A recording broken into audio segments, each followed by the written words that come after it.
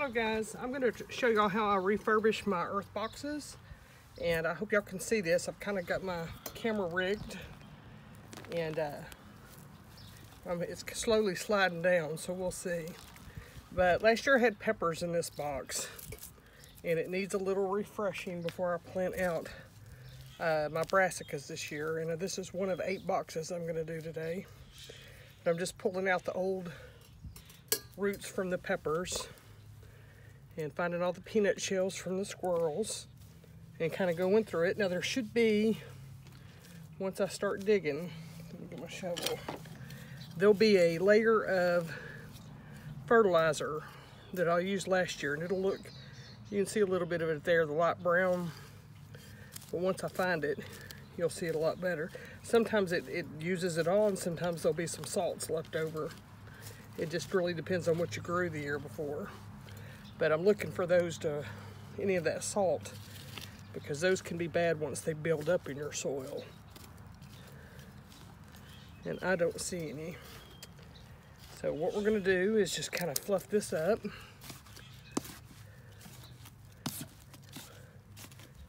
It's still pretty fluffy from last year. It's been raining a lot. There's a peanut shell that a squirrel has planted. Don't want any peanuts growing in here.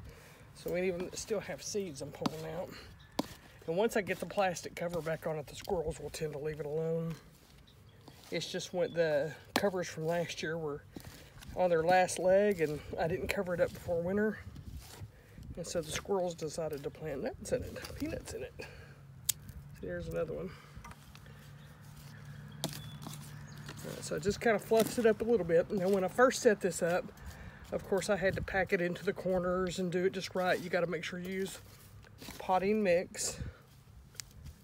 But once it's established, you really only have to update it every year. In the spring, there was a little bit of that. You can see right there, that brown, that's the salts from that fertilizer from last year. And now I don't always do organic.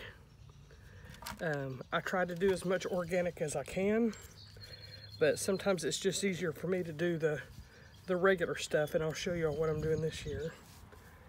And it works for me. I'm not opposed to organic. I'm not saying one way is better than the other. This is just how I do it. So since I'm going to be planting 6 plants in here, I'm making a trench in the middle.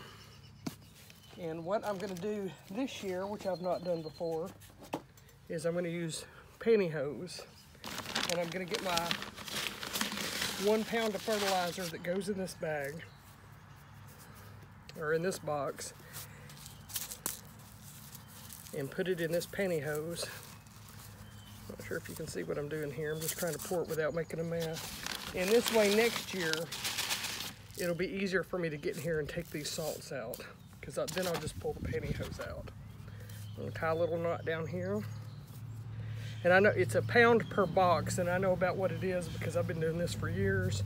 So I just kind of know what the measurement is. I'll stretch that out best I can and put a little bit back over it. Now the next thing I want to do is take more potting mix, because in these Earthboxes, you want the top mounted up like a loaf of bread. You don't want it flat on top, because when it's flat it will collect water and it just doesn't do as well.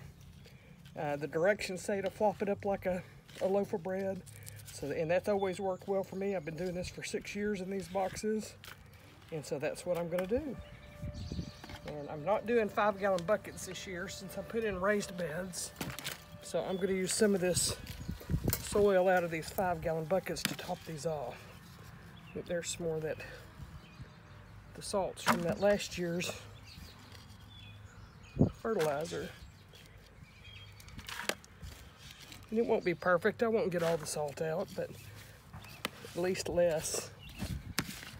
There's a big chunk of it. Anyway, so getting this spread out. These buckets are kind of heavy for me, and that's why I wanted to go to raised beds. There's a peanut. You don't want to grow peanuts. And I had open heart surgery about 12 years ago, 13 years ago, and my sternum never fully fused. So it's hard for me to lift heavy things. It's not that I can't. I just pay for it for days if I do. So I want more in there than that. So again, it's about doing it how you can do it. And it might take me a little bit longer.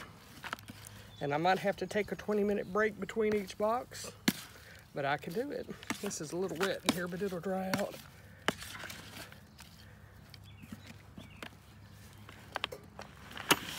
All right, so there we go.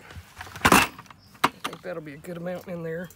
And see, I don't know if you can see it on camera, but I'm just kind of mounding it up a little.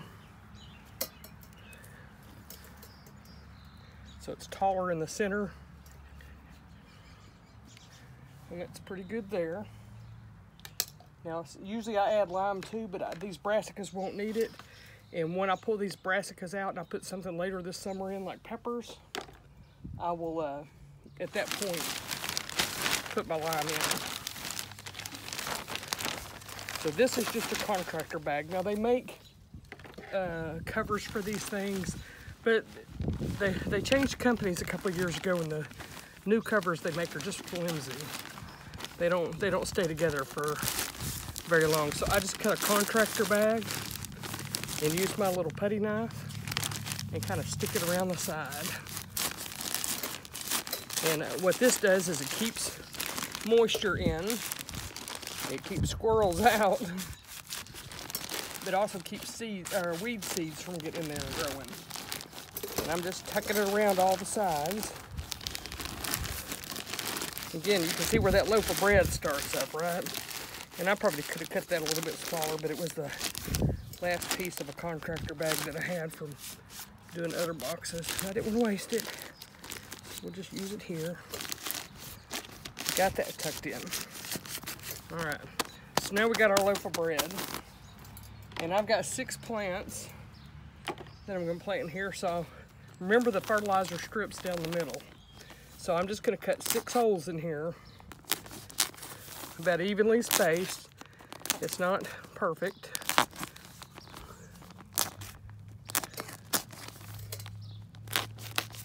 Might not even be pretty. It works for me.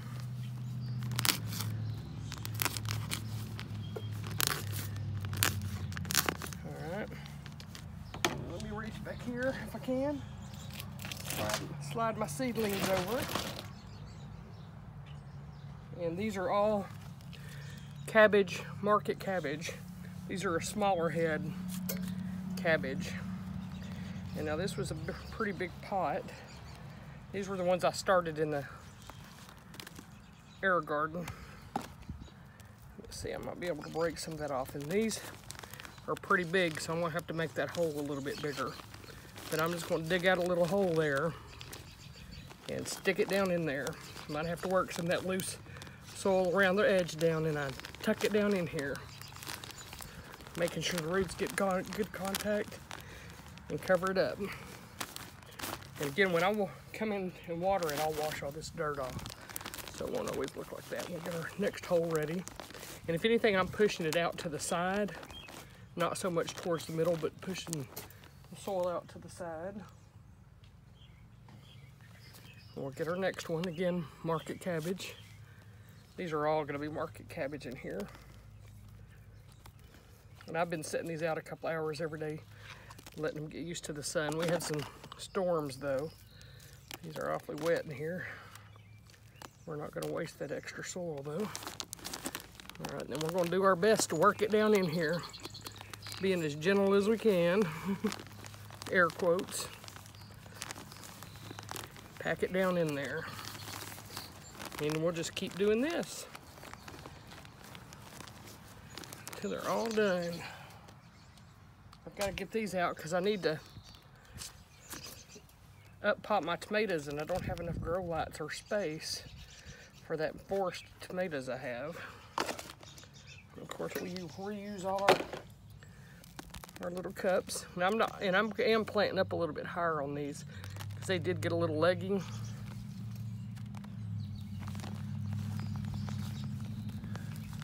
Well, I'm correction, I did not start the cabbage in the air garden. That was the peppers.